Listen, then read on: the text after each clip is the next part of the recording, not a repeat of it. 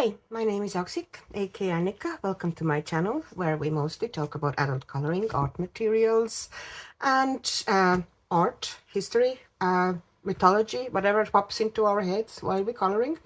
But today we are carrying on with third part of my series about satin glazing liquid and how and if to use it in coloring books and which media it's working really good with and which media I don't really recommend with it. And the reasons why, of course. So we talked about in the first part about applying it. I did demonstration, different methods of applying it, the tools I'm using. Everybody, probably some people have, better ideas than I do, in which case leave the comments below for other people to read as well. And second part, I talked about kind of water-based materials like watercolor and water-based markers and how they behave on the satin glazing liquid base, and how I get around some pitfalls of satin glazing kind of base. Today, we're talking about all sorts of things. We're talking about colored pencils, and we're talking about alcohol markers, and I might also mention quickly oil pastels and soft pastels if I have time, and maybe some other ways to use satin glazing liquid in your books. But hopefully I have time. If not, I will have to split into half again, which I hope I don't have to do because this series is getting very long. Anyways, so pencils. Okay, so we talked about how to apply the satin glazing liquid, that in coloring books, at least, the way we're using it, I find it better if I dilute it pretty heavily, almost like 40% water to 60% of the satin glazing liquid, or thereof. You kind of have to play what consistency you like, but basically the more liquid you get it, the less brush marks or kind of applicator marks you're going to get on your page. And that is very important, especially if you plan to use it with pencils. So obviously, if it's very rough surface, you're going to have trouble with pencils. At the same time, it's kind of, if you have, let's say, a set of pencils that you're not super excited about, or that you don't consider very pigmented, or like they aren't great, then here satin glazing base can actually kind of be your savior, as long as you apply it more or less evenly and as long as you follow certain steps. So I have here, these are my brut foamers. They're the oldest brut foamers. I think the first ones that came out, they're still on the sale. They come, I think, nowadays also in this kind of a plastic suitcase with snaps type of a box, and they don't have any capping at the end. They are fairly hard and not super pigmented pencils. They're not bad pencils, but they are hard. They are more of a layering pencil, and the pigment load isn't particularly high. And I also have here, for example, Crayola. That's pretty much the only Crayola pencils I happen to have. It's the dual-sided Crayola pencils. And I can pull out some other pencils as well, in case you don't believe me. But basically, if the pencil is fairly hard, the slightly more textured surface, or sometimes even, this surface now has been slightly sanded after it dried off. I will also show, how richly they lay down on the surface that has not been sanded much, but this one has slightly been smoothed out, so it is in a way kind of easier to apply. So let's say I have here, you know, this background which I put down in water-based markers, and I just, you know, I can show you. It shows better, of course, you know, if it's white paper, but here you can see the color, you know, how it lays down on the regular untreated paper. Let me see if I can get you closer. Okay. And here you can see how much richer, even on this kind of sanded version of a surface, this pencil lays down. And also because you get kind of heavier layer of it down, it's way easier. The way it's easier to blend direct on the paper with Prismacolors, because they are, you know, laying down more of a pigment and kind of a like waxier, softer surface of pencils or layer of pencils. You can essentially do the same kind of a smoosh blending with harder pencils if you have satin glazing place. So, you know, I'm just putting it, adding like color variations bit by bit to the background. I don't think I'm not sure I'm going to ever finish that page, but as a demonstration page, it's fine. So pencil lays down on it really well, and if it's harder pencil like this, it's also fairly easy to kind of blend it out. Let me see if something that I can kind of color here. Okay, there's some leaves here. Let's grab, okay, I'm grabbing this pencil so you can see here how the color lays down on non-treated surface, and how creamy. I don't see, it's very hard to kind of describe or show how creamy it lays down on the satin glazing, but you can basically see that I can blend it out or smoosh it out essentially like a Prisma pencil here. You know, kind of fairly big color jump pencils, I can actually smoosh them together. Can you see here?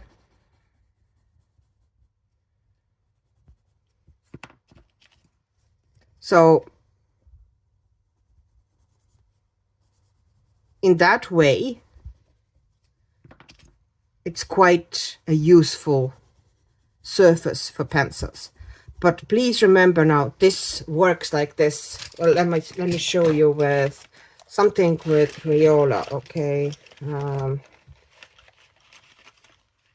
me see, anything else green. Okay, I'll take that green by Crayola, and I'll show you how it is here. And I'm using the same pressure. And I don't know if you can see that it's way brighter on this surface.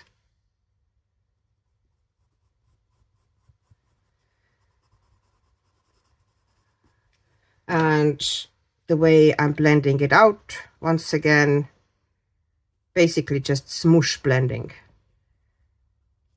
because of the way this surface grabs the pencil and puts down thicker layer of it. You can essentially smoosh together pencils that usually are not smooshable. Wow, my vocabulary is just amazing. I deeply apologize for any people who are precious, to any people who are in any way precious about their mother tongue. My words are hard today. Have been hard for most of July, let's be honest. It's been a bit of an off month for me. But you know, we'll get there eventually. Things will get better. So as you can see here, I just essentially smush the pencils together. And if, you know, in some areas, like Crayola is even harder. Like Crayola, I think from all of my pencils that I do have, or at least, you know, have kept at home, is the least pigmented and, you know, the most filler. And it's not necessarily the hardest one, but it just doesn't have as much pigment to it. But you can see that, you know, it's still very easy to put down kind of a like quick pencil layer and smush things together quickly, relatively. So this is one of the good ways to use, you know, if you want to use a up or, you know, kind of work with a harder pencil, or, you know, you just have the budget pencils and you want to get the most out of it.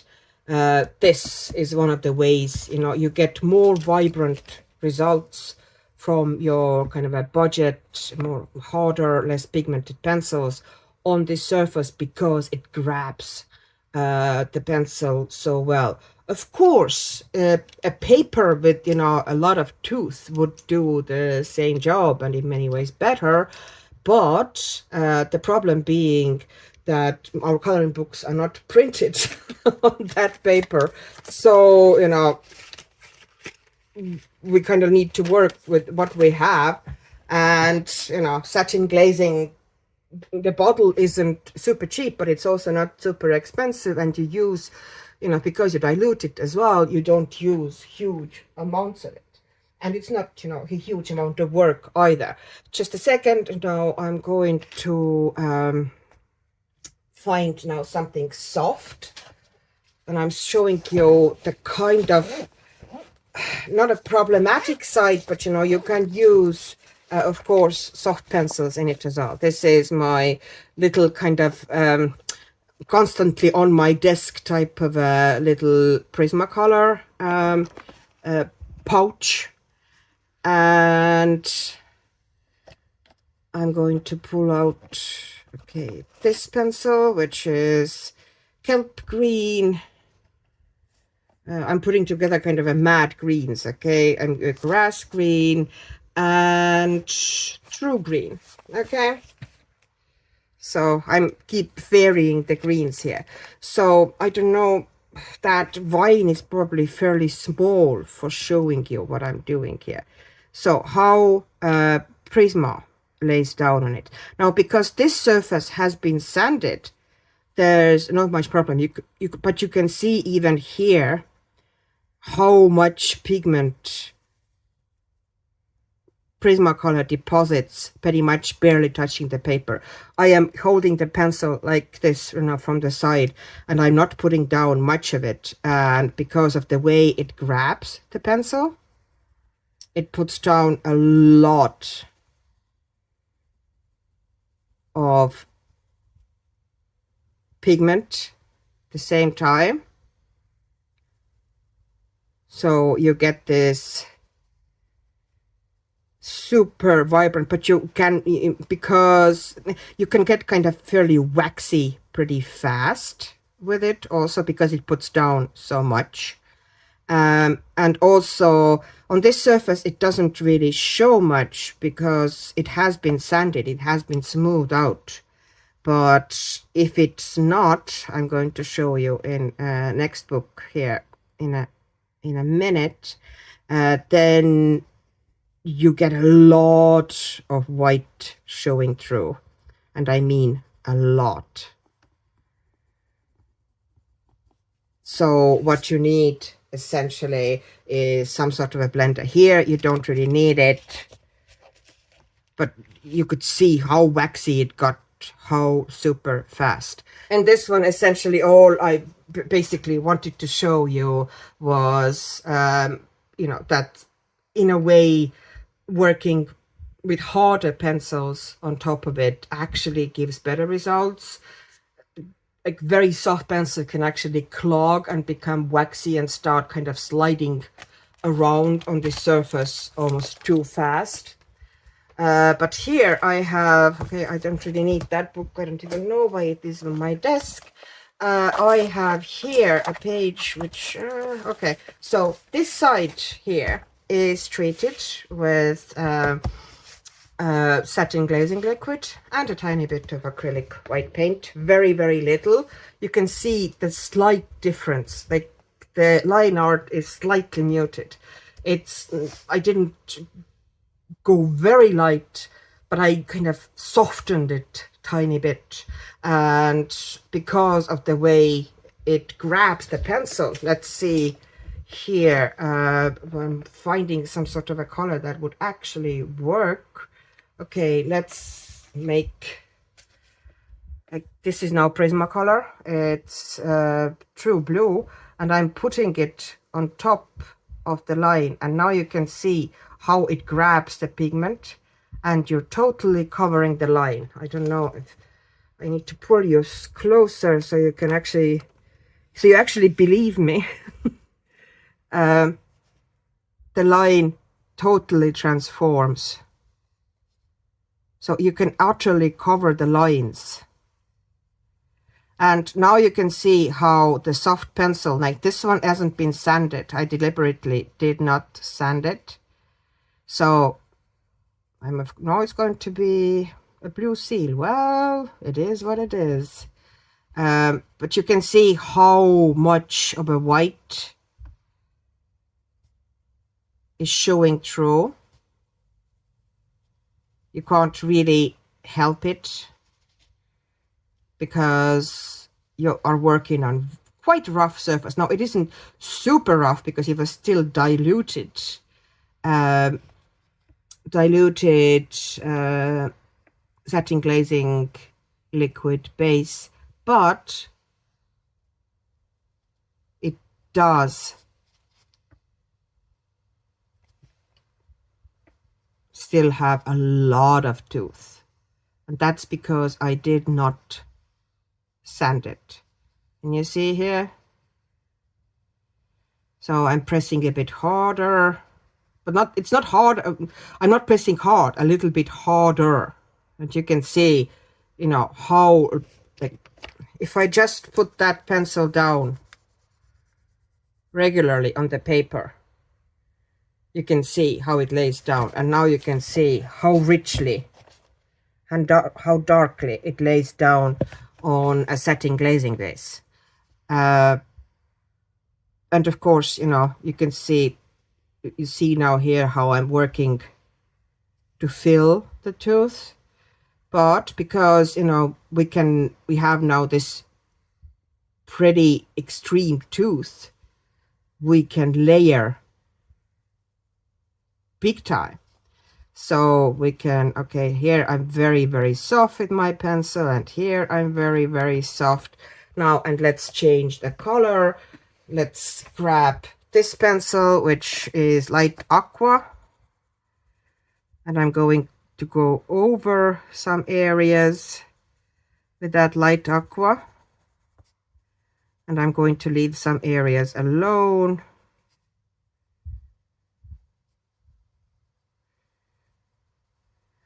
And just giving it kind of a full coverage. And I'm also grabbing, here I have chartreuse.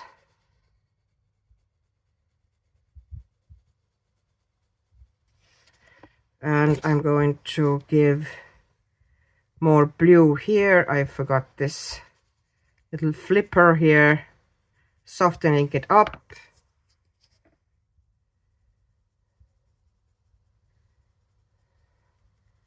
And giving more chartreuse here, just for the funsies. It's not really, you know, super important, but, you know. And here I'm actually giving, you know, full pressure to the pencil.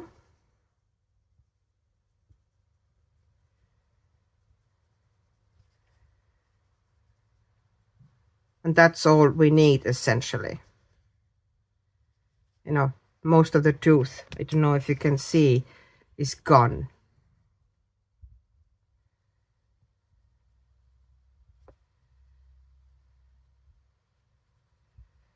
Okay,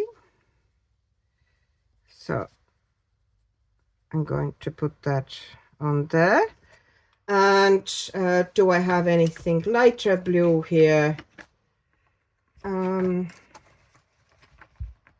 Okay, I'm grabbing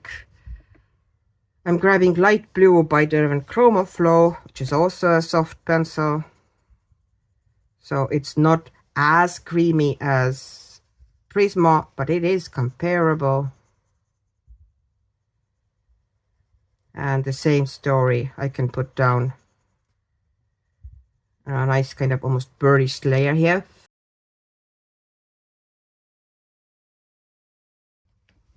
Okay, and now I need something really pale, and I'm taking the powdered blue by Prismacolor. And I am now applying decent pressure, and I'm essentially smooshing the colors together here.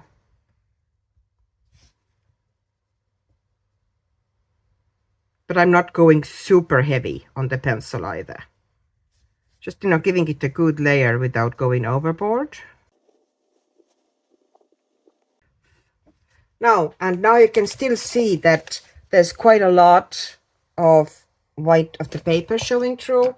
So if you work with a soft pencil like this, I do, you know, if I do it, I do grab a blender at the end to just, you know, kind of blend everything together and get a nice smooth finish.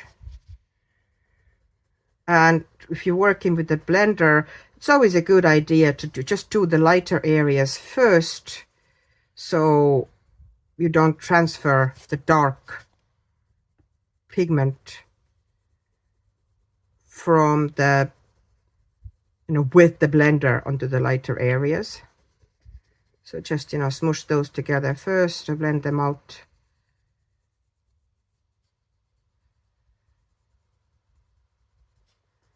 But you can get like super vibrant, beautiful, strong results with this. And this is now with soft pencils, and it's non-sanded surface.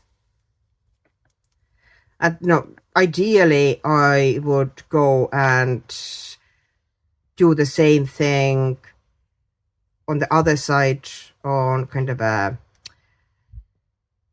regular, you know, non-treated paper as well, but I'm not really bothered. I'm just saying, trust me, you know, you wouldn't get as strong and vibrant result, and definitely you wouldn't get it as fast.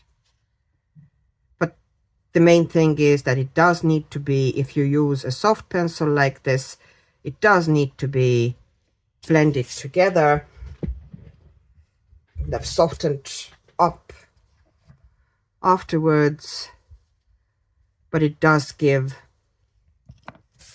a nice, smooth, fun result. You know, this is now super quickly made and not much thought behind it, let's be honest.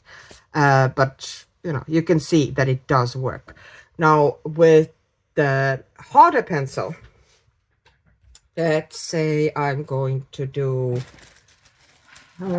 use pink and blue. Okay, those are now my brute force again. Or I might use, okay, I'm doing pink and blue because that kind of goes better probably with, I'm going to do this little seal here. And so I am grabbing something really dark. And I don't know if I can show how this pencil lays down on the paper in the same pressure. This is just paper which has kind of similar tooth than your regular or even a little bit better sometimes too than your smooth coloring book paper. And now look how it lays down here, how it grabs. Can you see how pigmented, how much pigment it grabs from a relatively low pigmented pencil? These are now hard brute formers. And I can show you, some other hard pencils, so you wouldn't think that, maybe those brute formers are amazing. They're not bad pencils, but they are definitely on harder and not super vibrant side, which I like for some projects, which is why I still have them. Otherwise, I wouldn't have, would have gotten rid of them, fairly long time ago. But you can see, because they're a bit harder, I can already, if I want some areas to be full coverage, totally dark, I can pretty much do it easily with the pencil itself. So I don't necessarily need the blender. Although, let's be honest, it is usually better to have a blender. Just, at the end, to tidy things up a bit. So here we go.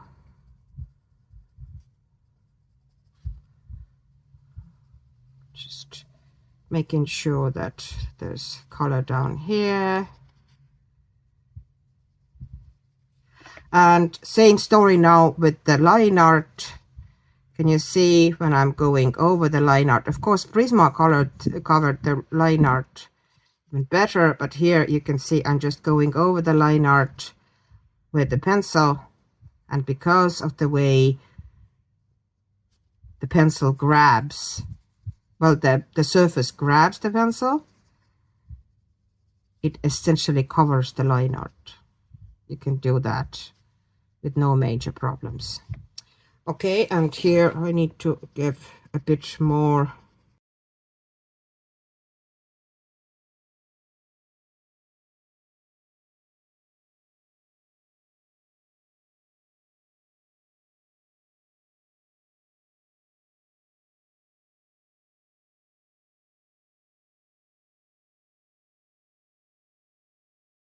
One thing you do need to remember, though, that the burnishing is kind of not just aesthetic, it's kind of necessary, because if you leave it like that, it tends to kind of even flake off, and nothing is, it's not holding on to the pigment as well as the actual paper would. So it's a good idea to burnish it.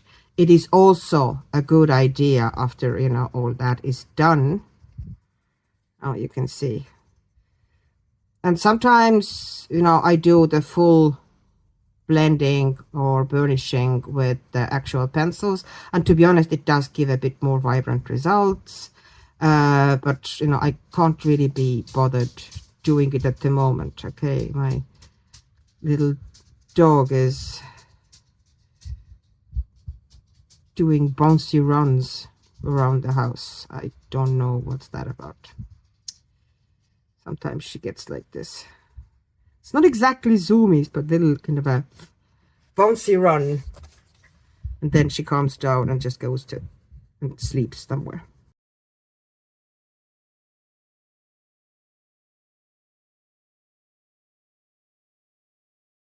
And now when it's done, if you decide to do the whole page like this, I would strongly suggest, after everything is down, that you put a fixative on it. And firstly, on the downsides, as you can see how much dust you're going to get. It's because the surface is so rough. It pretty much, even the pencils then don't usually give much dust. It does still, even pull the dust off these. So it's very easy to kind of dirty up your work. So I would use a fixative, occasionally, once in a while on it. And the fixative, if I put pencils on Satin Glazing base. Fixative is pretty much, I would even consider it kind of like must have. And I am using this Fixative. Mine is that's what is available to us here in Ireland and UK. I think the most readily. This is the kind of the yellow label one, is workable Fixative. So even if you spray it, you can still work on this surface. But you can also use it as, you know, after you've finished your page, you know, to spray everything. And also, you know, even if there is a bit of a residue, you know, this basically has happened here because of the pencil dust, you know, this dirt, but it is very easy from this surface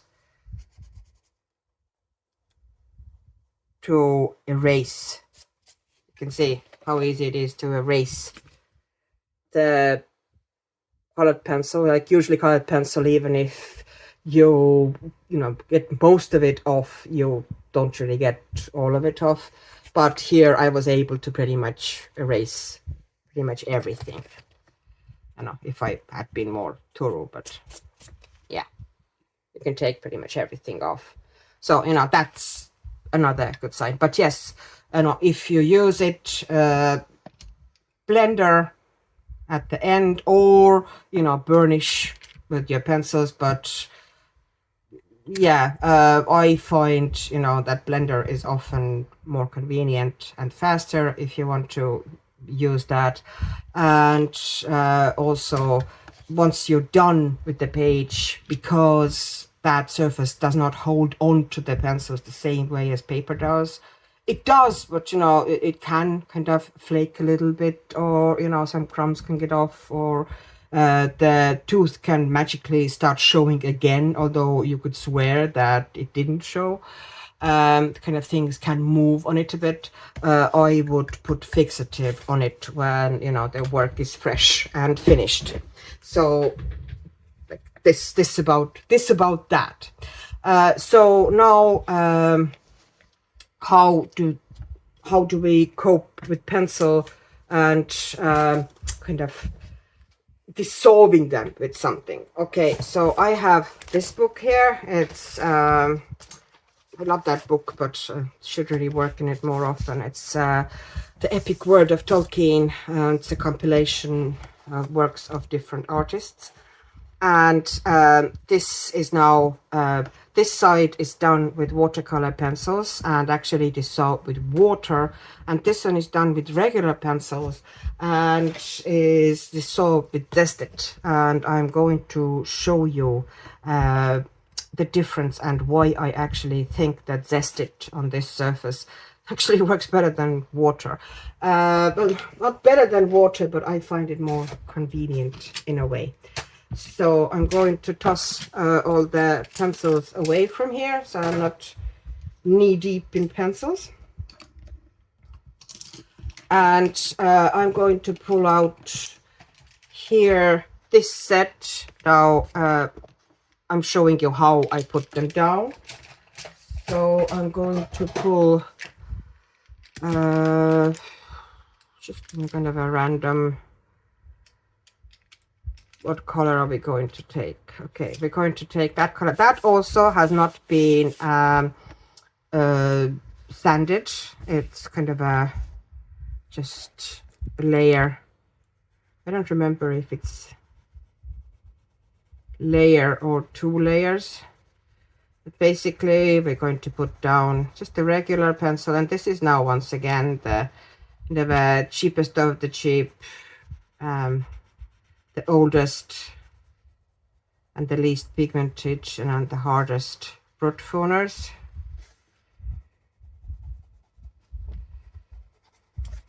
And I'm just going to put down kind of like a sample, not a huge area, but kind of still enough to kind of have some demonstration.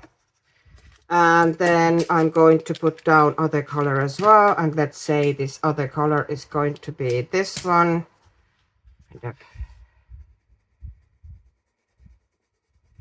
So there's two colors. I'm not doing much of a transition or anything, although maybe I should have.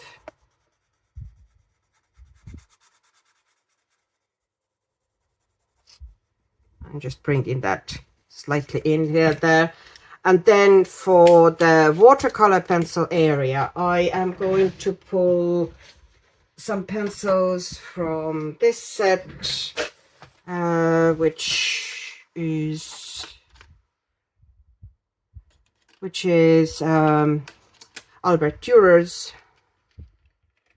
And I'm going to grab 3 pencils. So this is a phthalo blue, cobalt green, and light green. And I'm going to put light green here.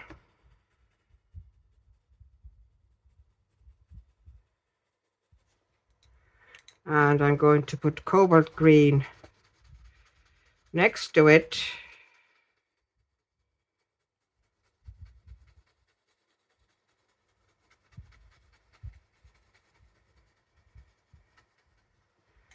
And I'm going to put phthalo blue. It's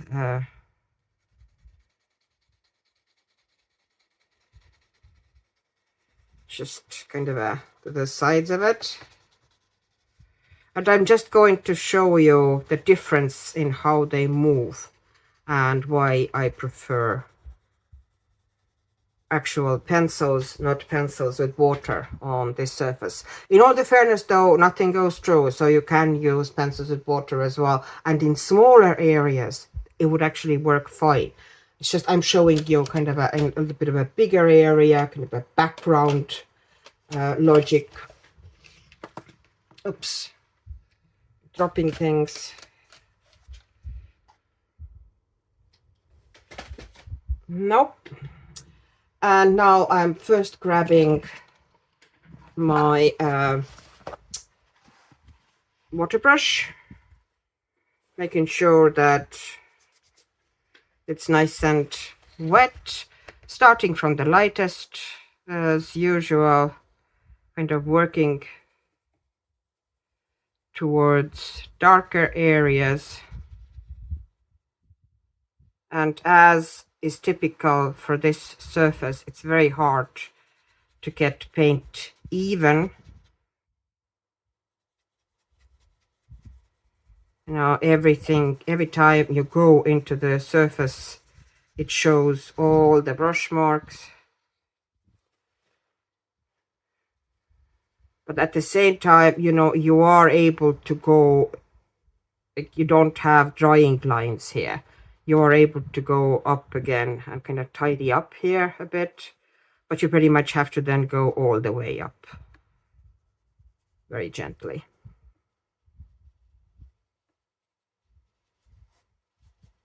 So it's all right, but you know, the more I work it now, and I'm making the good old mistake that I tell everybody not to make, that, you know, once you've dissolved it, leave it alone, let it dry, and if you're not happy, put another layer on top gently. Don't try to overwork it. You're just going to have more of a mess on the page. But you can kind of see, you know, how it can go pretty blotchy. And it was my own mistake. I started overworking it when it was actually, you know, doing all right. And now this one here, I am going to grab my Zest-It, which I have in this little jar, and I'm going old school. I am using the blending stump, which is basically kind of like compressed layers, very tightly compressed layers of paper. And I have always on my desk this sandpaper, basically, kind of a like little block. And once they get too dirty or too banged up, the tips, I just, you know, sand it off, basically like almost like I would sharpen the pencil, and I'm good to go again. So I am tipping my blending stump into Zest-It, this is the kind of a time old, you know, method of doing it. This is how I, you know, first learned using. And you can apply good bit of pressure. You can give it good bit of guidance. You can blend it out, and it blends it out beautifully. And to me, on this surface, I actually get slightly more, probably because I get more pigment down, I get more vibrant results and pretty good blends.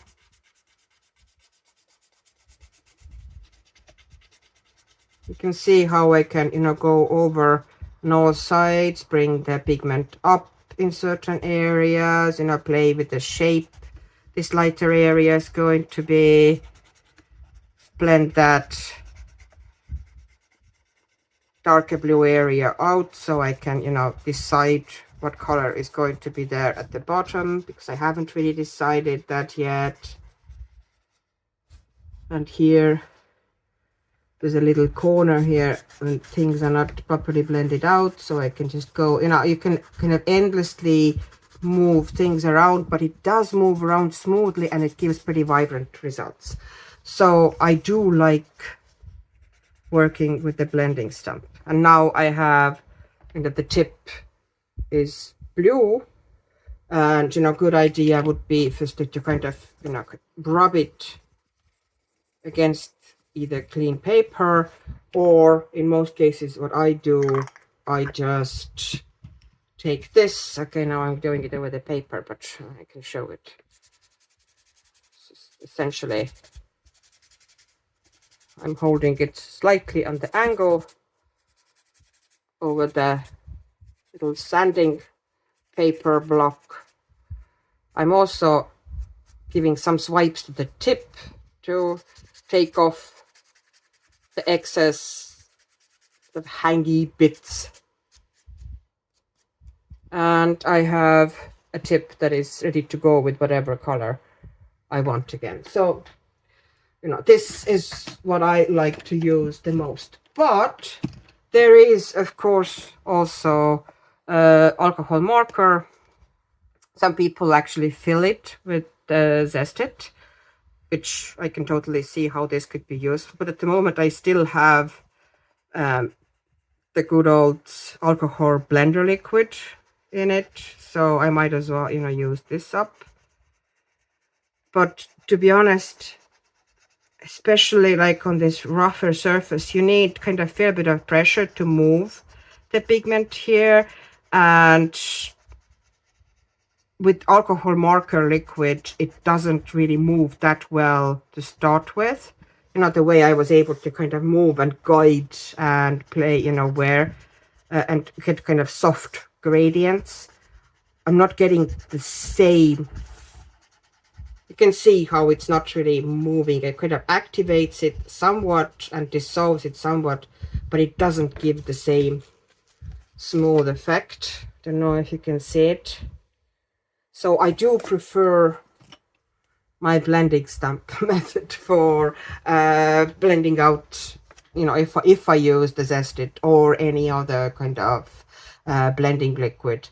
I do love my blending stamps. Or, you know, you can use it with a brush as well, but, you know, brush doesn't give you the same kind of I find that the control isn't as good as with the blending stamp. So this is, you know, this is what I like, but that's very personal choice. That is, you know, some people love to do it with the alcohol marker. Some people prefer the blending stamp. Some people use a brush, some people use a sponge, some people use a Q-tip. It is totally, you know, try out different methods and, you know, what suits you and, you know, what you feel comfortable with, and use that. But yeah, basically synopsis for pencils. Okay, there was a long talk now about pencils and, you know, long show. I probably will shorten some bits, you know, will have shortened some bits and kind of sped them up. But essentially, yes, you can, you know, pencils that are not particularly pigmented, or are on a harder side, or you know, you're not in love with them as much as with your other pencils, it is worth it to try to use them on satin glazing base, because suddenly the pencils that, you know, that are purely pale and kind of anemic can become suddenly very bright and kind of very vibrant and have fantastic coverage and, you know, blend like Prismacolors almost. Not exactly, but you know, in the same kind of the same logic. So this is all about pencils. Now let's talk about alcohol markers on satin glazing base. What do I say about, you know, what is my opinion of alcohol markers on satin glazing base? So what is my recommendation? And my recommendation, mine personally, mine and mine alone, is don't.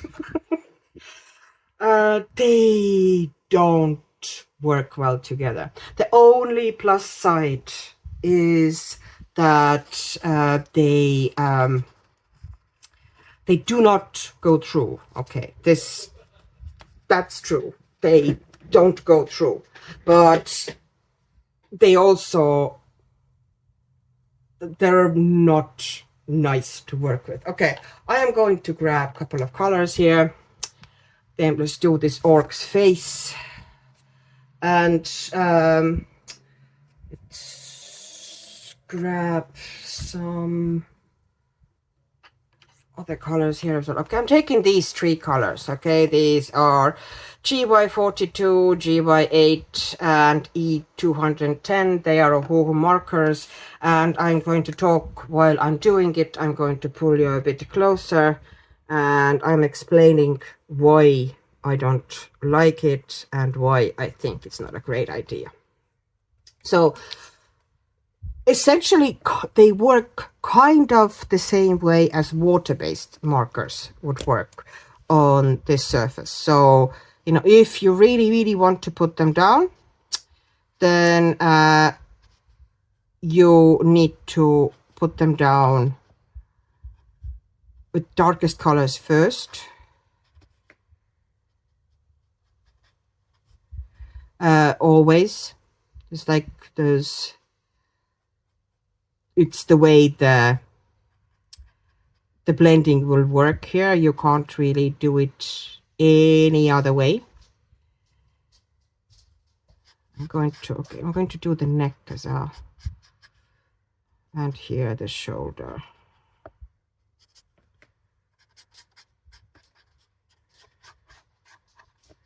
and the chest area here. So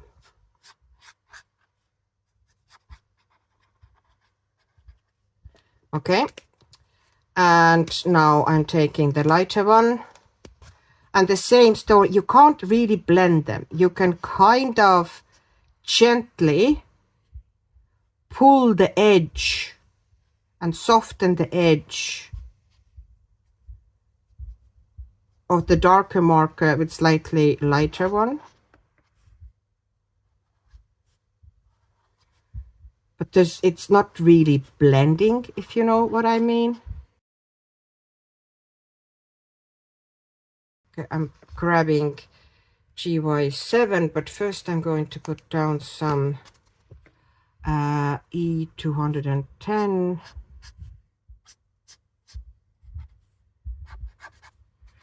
You can see all I can do is soften the edges, and very, very fast what happens is that the marker you're working with is just picking up the color of the marker that you kind of blending it and blending out with it. So you kind of should occasionally just go and quickly scribble it out if you want to get some of that color down at all. You see here, otherwise you're just getting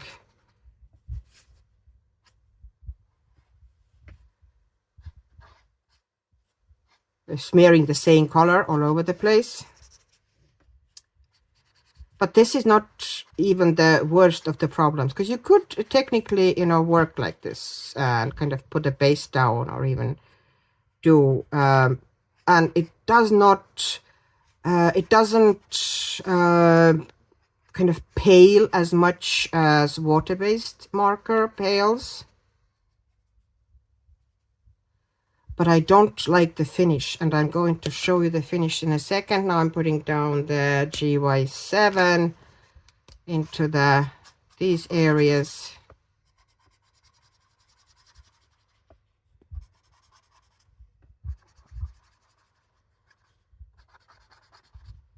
So you can see the result in itself isn't that awful if you look just at the colors.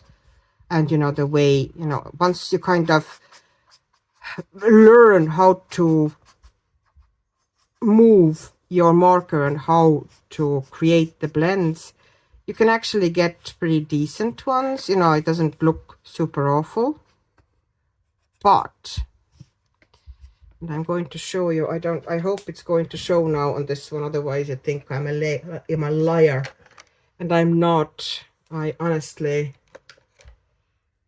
know what I'm talking about, at least in this. It's the finish that is driving me nuts, and I don't know if it's visible on this one. It's visible in the areas where you have more than one layer of the alcohol marker. I don't know if it's showing with this light. There's this hand here as well, and I can see definitely myself here. Basically what happens is that, obviously that ink isn't absorbing into the paper. The reason it doesn't go through, and no, it doesn't go through however many layers you put down. Here it is, nothing on the other side. So that's positive. But the negative part is that, now, just a second, just softening that up here. Negative part is that it just sits on the surface, and you're saying water-based ink does the same. What's the problem? I can still kind of get the blends and maybe put pencils on top, and work over it. And technically yes, but alcohol ink is a different consistency of the water-based ink. And there's, if you, I don't know if you sometimes has happened to you that you over blend and the ink starts pooling on your paper, and you get those splotches of kind of shiny areas. Well, you get them pretty much anywhere you put down kind of your layer marker more than kind of one thin layer.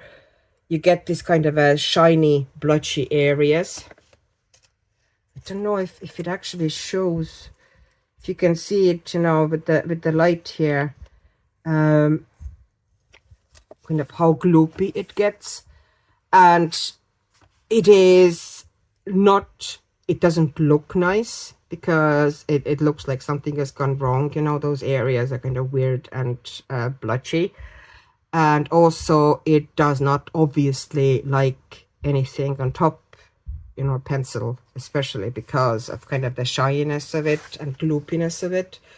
So it's not great. If you really want to work with alcohol markers on the satin glazing base, then my recommendation is to kind of, work in minimum, like, don't try to layer them over each other, minimum layering over each other. If you want to put some shading down, kind of establish your darks and kind of, do the edges, like, I showed quickly, do the edges, kind of soften them, and, kind of work from darks to lights. And then don't try to go over them again, because the more you put them down, the more blotchy and the more shiny it's going to get. And, the more impossible it's going to be to put anything on top, or, for it to look in any way appealing. And also kind of, if you want to just use it for one layer, that probably would be kind of okay, if you don't overwork it. but in that case, you could just as well use water-based markers, to be honest. The only upside is that if you just put down one layer as a base type of a thing and then pencils on top type of a situation, then you don't get much of a color change, like color shift from like water-based markers. They change the color a lot on this surface, whereas alcohol markers don't really change that much. Another thing you need to remember if you're working with alcohol markers on this space is that this surface is rough on any nibs. And usually your alcohol markers are a wee bit more expensive than your water-based markers. And as I said, with water-based markers as well, I recommend using, your cheaper ones, because you don't need your fancy brush tip ones. You can use pretty much any water-based markers and get decent results. So I'm now showing here also that, putting down even base with alcohol markers is not actually that easy. You actually get better and more even base if you put down water-based markers. The difference, of course, is that you will get kind of more vibrant color on the first layer with alcohol markers, that is, but it tends to go pretty streaky. So yeah, to me, alcohol markers are all about layering and building up colors and mixing colors while blending, and this surface doesn't really let you do any of that. So no, I am not particularly excited about alcohol markers on satin glazing base. I would not recommend it. But if you actually work like this and if you enjoy doing it, I'm not saying that you're doing anything wrong. I'm saying I just it doesn't work for me the way I work. It just doesn't. It gives me worse results than I would if I actually did that just without water-based markers or pencils. Yeah, the only upside, essentially, well, two upsides is, one is it doesn't go through, and two, it is that the color shift is less than it would be with water-based markers. So that's it. No more talk about alcohol markers. I kind of could have just said I don't like it and then left it at that. But yeah, now you have this badly colored orc to illustrate my point here. Now, two other kind of a couple of other short things that I use. I think satin glazing base is good for. You can also use soft pastels and oil pastels on this base. I am not going to do a big demonstration of these, otherwise this is going to be just kind of mad long, this video. I'm going to find, do I have anything that works? Okay, I have this applicator that seems to be pretty old. They get kind of dry when they're out of the packaging. I have this gray color. I'm using the Artex soft pastels, and I'm using this color that is called, it has a name, I know, S755.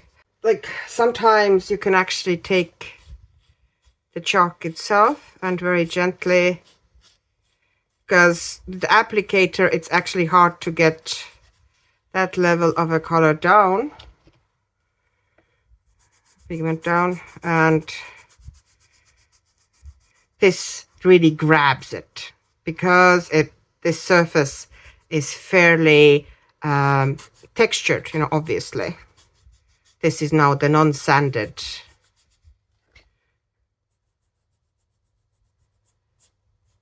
satin glazing base, so you can of course sand it as well, in which case it wouldn't be as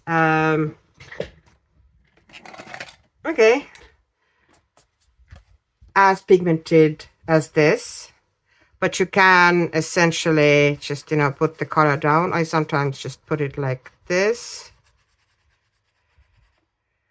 And we can also take some other color here. There's some kind of like indigo-ish blue.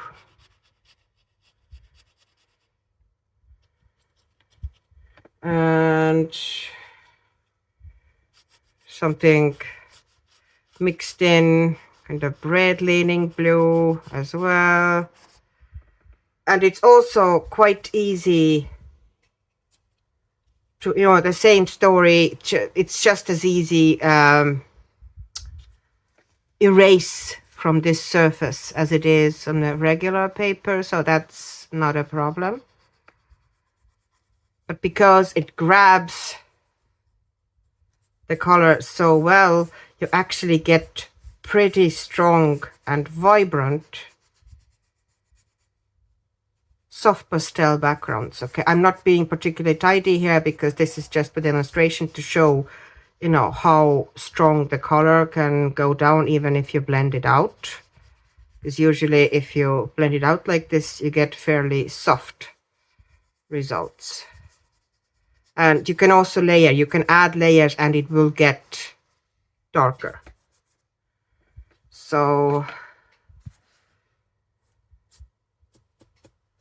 okay, and you can totally erase, you know, from the top, like it looks messy, you know. I would, if I was to actually do it, I would possibly put the tape down to kind of protect the edges here a bit, but you can easily erase. Okay, let's see if I can add something interesting here in the corner, just for the sake of it. Just add some color variations, and you can, you know, kind of change the tone in some areas. This is not the best applicator, of course, the square one, for this kind of a fairly, you know, in some areas pretty detailed background. But here you can see, you know, how intense you can go with soft pastels, which you usually can't do on the soft coloring book paper. You know, this is pretty much as you can do. You know, I have the same amount of pigment on my blender, and this is what you can do here. And, you know, blending is also just as easy. You can just, you know, grab this color, which is kind of bluer, and I take that gray again that I used a lot here. And you don't really need to even put them down much, and you can, you know, apply them direct onto the paper like this pretty easily, because this surface grabs the pigment really well. But of course, in this instance, like sometimes if you use them in regular coloring books direct on the paper and you're going to really rub it in, you don't necessarily need to fix it right away, because it's kind of so deeply rubbed into the paper. On this surface, after you've done the layer, you know, if you don't do it last, if you do it kind of in the middle of working on the page, or, you know, some elements you add with soft pastels, you do need to fix it, because it will smear, it will move. So, because, you know, there's quite a lot of pigment, you know, layered here. But, you know, you can see how easy it is to layer, and, you know, how fast it goes and how intense it is compared to your usual soft pastels on this kind of a soft, so not soft, smooth paper. And pretty much the same is the, I can also show you, if you want a proof of erasing, you can see It erases just as well, or even better, I would say, than on regular, no, on non-treated paper. You can see how well it's coming off. So once you've put it down, you just clean it up from everywhere. It doesn't, I find it easier to kind of be sloppy as I apply it and then clean it up afterwards. It's just, you know, this for me is less kind of stressful and work intensive than, you know, trying to kind of go around things and be super careful. It's easier to just put down pigment fairly sloppily, and if it's possible, like here it is possible to erase it afterwards, then, you know, why would I bother? And here you can see this page was done with oil pastels, but it was also done on the satin glazing base, and it's the same story. You get the better grip, you get the better blending with oil pastels if you have the satin glazing down first. And then, now we're getting to the next point in this video. Then there's also the fact that after you've finished working with oil pastels, this can also be used as fix the oil pastels, because oil pastels never dry, they never set. They will always remain kind of active and kind of soft and squishy and sticky. So they, you know, especially in a books like this, they should be fixed. And here I remember I did several layers, you know. I put down first layer of oil pastel and satin glazing, I fixed it, then I let it dry, I applied another layer, you know, to get extra smooth, you know, this sort of a deep, very strong darks, and you know, that depth and that blending. I needed 2 or 3 layers of kind of satin glazing base, oil pastel, fix with satin glazing, go on top with oil pastels again, and then the bird I did, I think it was based with water-based markers, and then worked over with possibly Prismacolors, or I don't remember what pencils they were, but you know, it's pencils and I think water-based markers. So, you know, this is also a perfect method for fixing your pages. You can fix pages that aren't with any materials that are water soluble, because this stuff is kind of water based. It is a wet, you know, fairly wet stuff. So if you are actually trying to brush it on something which is water soluble, like, you know, if there's any gel pens, there are some pencils that tend to activate with water a bit, you're going to make a mess. So don't put it on anything that is water soluble.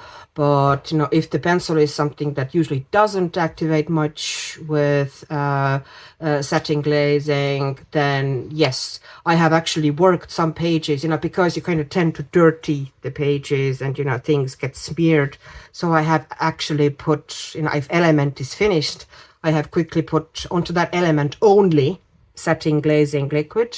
I do kind of dilute it tiny bit for that as well, so I could work very precisely and fairly thin layer.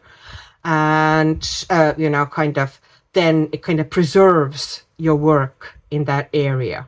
And you can go on top of it, you know, a little bit with, you know, with gel pens or acrylic markers, or, you know, some big pencils, you know, if you want to top something up. But, you know, if anything gets smudged, or it's super easy to just even erase it off the satin glazing base, so I find it very good for that. And you can also, this is not something I actually recommend much, but, you know, technically it's possible. If you have, let's say, watercolor pencils, and you want to work with them the way that they become permanent as you put them down. You, of course, you know, you could work with Inktense, and Inktense is permanent, but let's say you don't have Inktense, or you want to use different colors or different set. And I'm going to, Okay, I'm going to take it, you know, or you kind of want some sturdiness in that sort of a, you know, Amazon paper book. This, of course, is already based with satin glazing, so I'm not taking that page. I might take that one. So I'm going to just put some pencil here.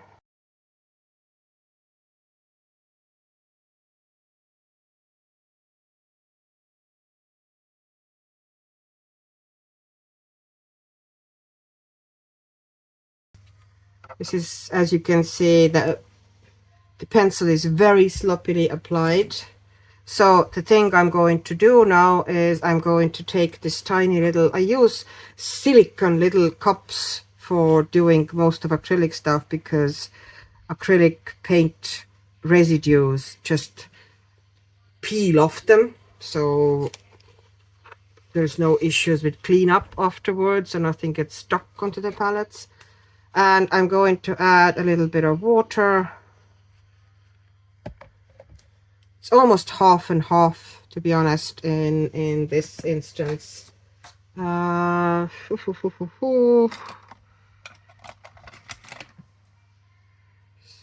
I'm going to mix it up until it becomes this kind of a creamy liquid, and it is mostly liquid like this, you know, slightly milky,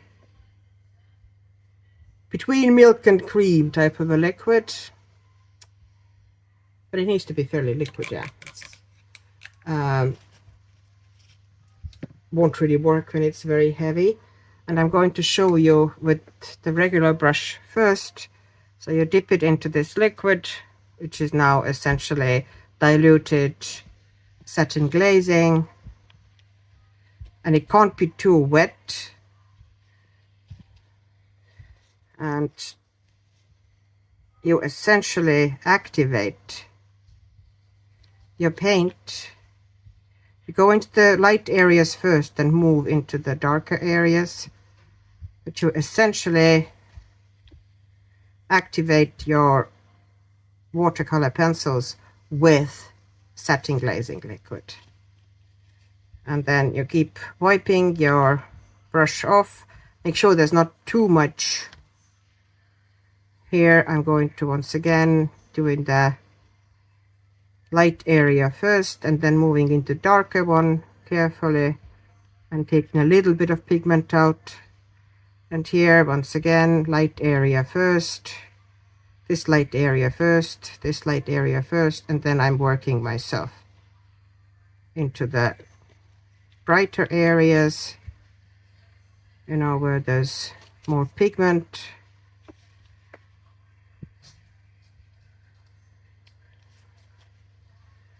And you keep swiping the brush in between the applications, and occasionally you should really, you know, rinse the brush as well, but tap most water out of it, dip it into the diluted satin glazing, and just activate the paint with it. Put light areas first and then go over the darker areas. The back petals are all a bit darker, and the best way it actually works is when the brush is like almost getting dry. It's harder to control when the brush is very wet. You know, kind of very moderately damp brush works best here. Oh, that was already blended. Okay, and you keep kind of swiping like that. The side, you know, you dip it in and then you keep swiping off, tapping off excess liquid. Light areas first and then into the darker areas, making sure that everything is nice and dissolved. Swipe off into the tissue so the extra pigment on your brush won't stain the very light areas first, and work yourself into the areas with pigment.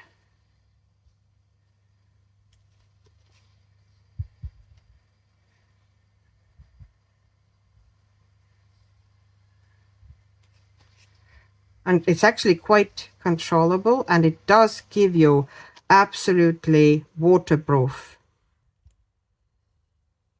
base.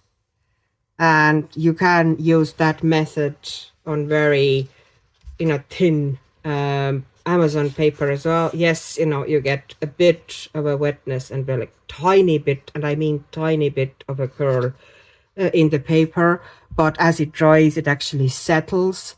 And once it's down, you can pretty much, add extra shading with either pencils. And because it's so thin, the layer of satin glazing, it is now set. It will not move once it's dry, but at the same time, it is still, you're able to work with pencils on top, you're able to work with water-based markers on top, if you wanted to add quick shading and kind of blend it out with water in certain areas, just to kind of add some darkness here and there, extra colors.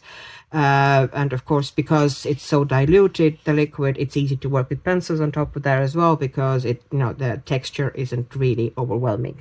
It's totally okay for pencils. So, this is one of the methods that you can kind of get this, and it is quick because you put the pigment down pretty, sloppily, kind of. You saw yourself, it wasn't very tidy or precision as well. You kind of establish, the softness and the kind of the blends as you are blending it out with the brush. I prefer kind of fairly small cat's tongue brush for these. I like these for kind of a small work like this to start with. But I'd say you can even use a water brush, although the water control can be a bit of a problem because you don't want a very wet brush for it. You kind of want it to be damp with the Satin Glazing Liquid, but not very wet, because excess water, especially on thin paper like this, isn't really a great idea. But this is another way you can use that, and then you get essentially waterproof base, and you can do whatever you want on the top. So hopefully you got some ideas. I'm sure you have some of your own. If you have any of your own, add them into the comments. If you want to kind of share your knowledge, I'd be happy to read it, and happy that you're sharing with everybody here. Thank you very much for watching. I think this is all I'm going to say at this time about Satin Glazing Liquid bases. I am sure that I've forgotten some bits. It's like there was a lot to talk about, so pretty much 100% sure that something kind of got skipped. But still, there should be a fair bit of information in these 3 videos I made about this base and how to work with it. So thank you very much. Have a great evening or morning or afternoon, whatever the time is in your corner of the world. If you like my videos, please like and subscribe, leave a comment. Then YouTube keeps offering you and other people my videos, and it would really help my channel, and I would be super grateful. So thank you very much, and bye bye.